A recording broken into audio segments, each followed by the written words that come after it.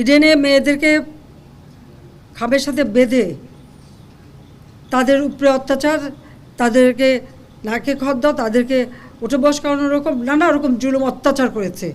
কি অপরাধ কি ছাত্রলীগ করে সেই জন্য। এইভাবে ছাত্রলীগের মধ্যে কোনো হলের কামরা নাই যেগুলি ভাঙচুর, লুটপাট আর আগুন দেওয়া না হয়েছে। তাদের সার্টিফিকেট সব আমি যখন বলছি আমি তাদের বলে দিচ্ছি তোমার সব বেরিয়ে আসো, ক্লাসে যাবা না।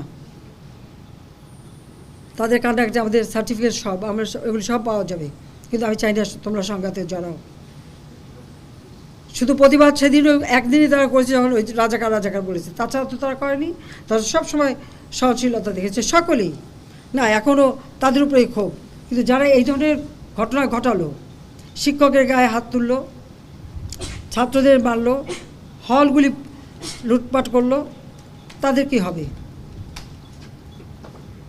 সারা বাংলাদেশটাকে একটা মানে নরক বানানোর চেষ্টা। আমরা বাধ্য হলাম কারফিউ দিতে, বাধ্য হয়েছি সেনাবাহিনী রাখতে, কারণ মানুষের জানমাল রক্ষা করা এটা আমাদের কর্তব্য। আজকে মানুষের মাঝে স্বস্তি ফিরে এসেছে, কিন্তু এখন আবার কি সেই মেট্রো রেল স্টেশন পুড়িয়ে দিয়েছে। যারা আজকে অল্প সময়ের মধ্যে এক জায়গা থেকে আরেক জায়গায় যেতে পারতো, আজকে সেটা বন্ধ। আবার সেই ট্রাফিক জ্যাম, আবার সেই পূর্বের অবস্থায় মানুষকে ফেলে দিল। এলিভেটেড এক্সপ্রেসওয়ে সেখানেও আগুন দিয়ে পোড়ালো। যে এক্সপ্রেসওয়ে দিয়ে এয়ারপোর্টে মাত্র 15-20 মিনিটের মধ্যে মানুষ পৌঁছাতো, 10 মিনিটের মধ্যে পৌঁছাতো, সেটাও বন্ধ। আবার সেই ট্রাফিক জ্যাম।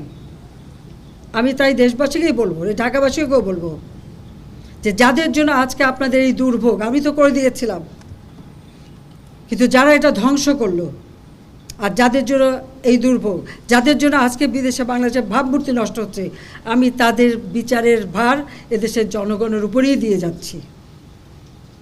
আমি তাদের উপরে দিয়েছি যারা এদেশের মানুষের রুজির উপরে হাত দিয়েছে, রুজির পথ বন্ধ করে দিয়েছে। তাদের বিচার জনগণকেই করতে হবে, কারণ এদেশের জনগণই একমাত্র শক্তি।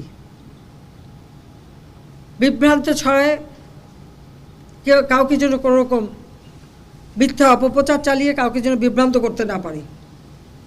আসল সত্যটা জানুন, যারা এসবের সাথে জড়িত সারা বাংলাদেশের আনাচে গানাচে যে যেখানে আছে তাদের খুঁজে বের করুন, তাদের খুঁজে বের করুন এবং তাদের শাস্তির ব্যবস্থা করার জন্য সহযোগিতা করুন। আমি দেশবাসীর কাছে সেই আহ্বান জানাই। এই দেশটা আমরা অনেক কষ্টকে স্বাধীন করেছি, আর আজকে বাংলাদেশের উন্নয়নের রোল মডেল। আজকে বাংলাদেশ এক ধাপ উন্নত হয়েছে, উন্নয়নশীল দেশের মর্যাদা আমরা পেয়েছি।